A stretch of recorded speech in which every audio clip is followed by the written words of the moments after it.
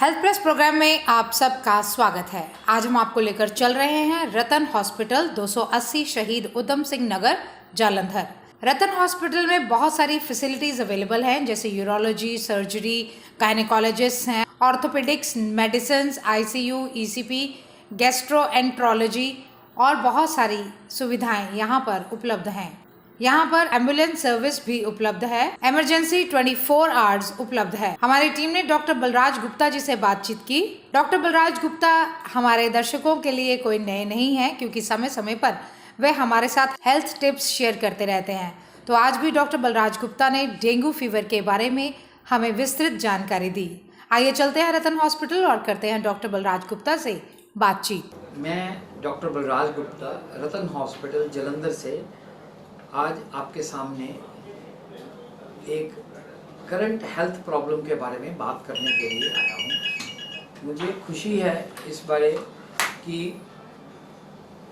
Punjab plus, जो कि एक बहुत ही हमारा अपना हरमन प्यारा चैनल है, पॉपुलर चैनल है, उन्होंने पब्लिक हेल्थ के लिए मुझे ये मौका दिया है कि लोगों को मैं बताऊं कि सेहत का कैसे ख्याल रखना है। दोस्तों, बड़ी सीधी सी बात है कि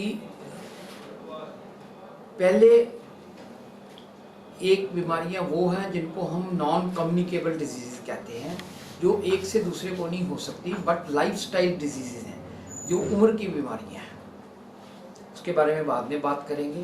पहले जो आज की प्रॉब्लम इन्होंने मुझे रिची जी ने कहा है जिसके बारे में बात करने के लिए, वो है डेंगू फीवर।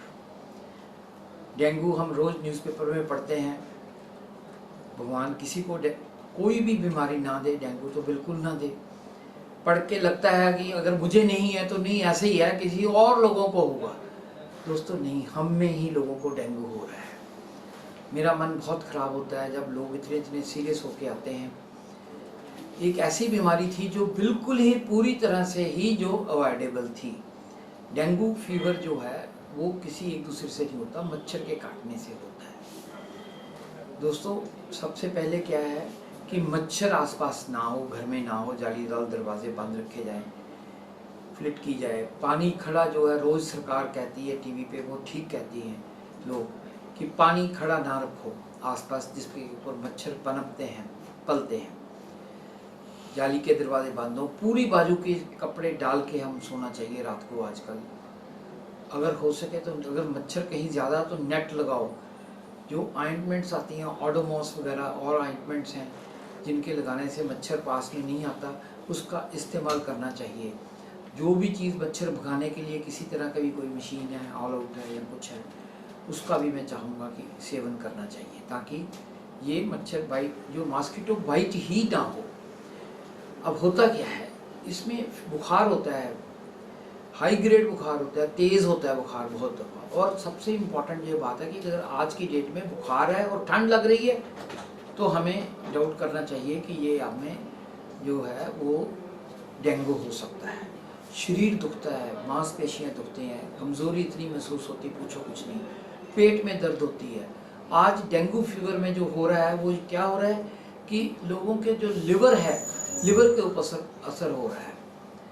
और दोस्तों, जो एंजाइम्स हैं बहुत ज़्यादा डिस्टर्ब हो रहे हैं। जॉन्डिस हो रहा है, भूख नहीं लग रही, कॉन्स्टिपेशन हो रही है, वॉमिट आने को कर रही है, सिर दर्द होती है। दोस्तों, और जो इस डेंगू फीवर का जो सबसे ज़्यादा प्रॉब्लम वाली चीज़ है वो है इसके साथ प्लेटलेट्स का कम होना। प्लेटलेट्स जो है वो हमारे शरीर में खून को बंद करने के लिए, खून बगने से बंद करने के लिए एक चीज़ है। अगर वो कम हो जाए तो कहीं भी ब्लीडिंग हो सकती है। दोस्तों, नॉर्मल प्लेटलेट्स 1.5 लाख से ऊपर होती हैं। 1.5 लाख से नीचे प्लेटलेट अगर है वो कम है। अगर 2 या 3 रिकॉर्डिंग में आपकी प्लेटलेट्स गिर रही हैं, कम हो रही हैं, तब इमीडिएटली डॉक्टर को कंसल्ट करो। वैसे तो शुरू में ही डॉक्टर को कंसल्ट कर लेना चाहिए। मैं चाहता हूँ आपको बताना कि घबराने की कोई बात नहीं। रतन अस्पताल में हमारे पास 3-3 हज़ार सेल्स वाले भी केसेस आए हुए हैं और वो ठीक हुए हैं सभी। इंतज़ाम सारा सेल्स का भी है। बट मैं फिर यहाँ पे बताना चाहता हूँ कि अगर पेशेंट हॉस्पिटल में दाखिल है तो सेल्स लगाने की जल्दी ना करो। डॉक्टर को डिसाइड करना चाहिए कि इसको सेल्स की ज़रूरत है या नहीं है। हमारे बहुत सारे पेशेंट जो हैं बिना सेल लगाए ही उनकी बीमारी जो है डेंगू वो ठीक हो गई और सेल्स नॉर्मल हो गए हैं। दोस्तों वीकनेस होती है बहुत, इसमें हम जो भी एंटीबायोटिक्स देते हैं, आईवी फ्लूइड्स देते हैं, विटामिन देते हैं, जूसेस पीने के लिए कहते हैं घर में। तो मैं ये चाहूँगा कि अगर आपके सेल्स कम हो रहे हैं 2 या 3 बार, हर बार कम होते हैं, तो आपको हॉस्पिटल में कंसल्ट करना चाहिए। हाँ, मेरे को जो बताया गया पूछा जाता है कि सर कोई पैकेज तो नहीं है। हमारे रतन हॉस्पिटल में मैं आपको बताना चाहता हूँ कि किसी तरह का कोई पैकेज नहीं है। यहाँ पे गरीब आदमी से लेके अमीर हर तरह के जो रूम्स या बेड्स अवेलेबल हैं वो चार्जेस भी बिल्कुल रीज़नेबल लिए जाते हैं। सो दोस्तों, मैं चाहता हूँ कि हम सभी सुरक्षित रहें, खासकर इन त्योहारों के सीज़न में हमारी दीपावली शुभ हो। इसी के साथ जो मैं बात और करनी चाहता हूँ वो जो मैंने लाइफस्टाइल डिजीज़ की बात करी थी, वो high blood pressure, blood sugar की जो डायबिटीज़ और हार्ट की बीमारी है, हार्ट अटैक की। ये तीनों बीमारियां एक तरह से एक ही चैनल में है, ये भाई बहन है। जो एक आती है तो दूसरी भी साथ में ही आती है आमतौर पर, और तीनों का इलाज भी तकरीबन वही है। तीनों का इलाज का मतलब उससे बचने का। तो दोस्तों, हार्ट अटैक आज हमने जैसे देखा है कि इतने इतने बड़े सेलिब्रिटीज़, यंग बंदे जो कि जिम में जा रहे थे, उनको भी हार्ट अटैक हो गया। हार्ट अटैक ही नहीं हो गया, सडन डेथ हो गई। और मैं ये चाहता हूँ कि भगवान किसी को भी ये दिन ना दिखाए कि हार्ट की बीमारी जो है, इसकी यही दिक्कत है कि पता नहीं चलता भी कहाँ तक बढ़नी है। और इसके लिए क्या निशानियाँ क्या हैं? अगर कहीं भी छाती में दर्द है, खासकर अगर सेंटर में दर्द है, तो साइड पे दर्द जो है वो हार्ट अटैक की आमतौर पर नहीं होती। पसीना आता है, सांस चढ़ता है, आपको ब्लड प्रेशर या शुगर की शिकायत है, तो चांसेस हैं हार्ट की प्रॉब्लम हो सकती है। छाती दर्द के अलावा कई बार दर्द जो है बाजू में होती है सिर्फ, या कई बार छाती में होके लेफ्ट आर्म में जाती है और राइट में भी हो सकती है। जुबाड़े में दर्द होती है, बैक में पेन जा सकती है, पेट में दर्द हो सकती है। दोस्तों, अगर किसी भी दर्द के साथ आपका रंग फीका पड़ रहा है, पसीना आ रहा है, सांस में लेने में दिक्कत हो रही है, या कोई भी तकलीफ़ हो रही है, तो उसको हम जो है वो ये समझ सकते हैं कि हार्ट की प्रॉब्लम हो सकती है। आज हर हार्ट अटैक में मैं बताना चाहता हूँ कि नाड़ियाँ बंद होती हैं, बट हर बंद नाड़ी का इलाज सिर्फ स्टेंट नहीं है।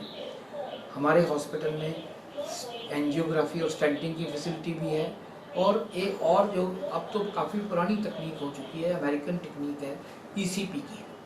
मुझे खुशी हो रही है आपके साथ ये बात साझा करने के लिए कि इतने लोग जिनको कि ये कहा गया था कि आपका तो कोई इलाज ही नहीं है, आपके स्टेंट नहीं पड़ सकता, या आपकी बाईपास हो चुकी है, स्टेंटिंग हो चुकी है, अब इलाज नहीं हो सकता, वो ईसीपी विधि से ठीक हो रहे हैं।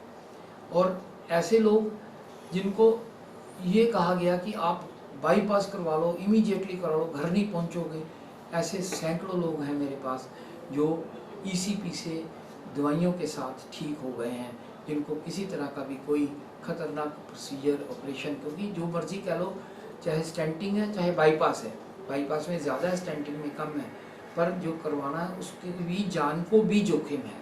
ये कोई भी डॉक्टर जो आपको वो बताएगा, हम लोग साइन करवाते हैं पहले पेशेंट से कि रिस्क सारा तुम्हारा है, कि तुम्हें रिस्क समझा दिया गया है।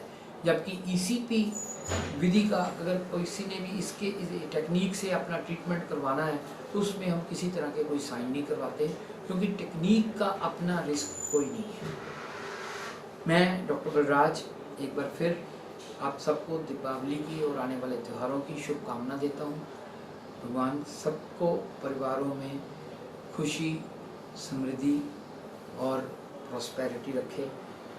मैं आपसे इजाज़त लेता हूँ।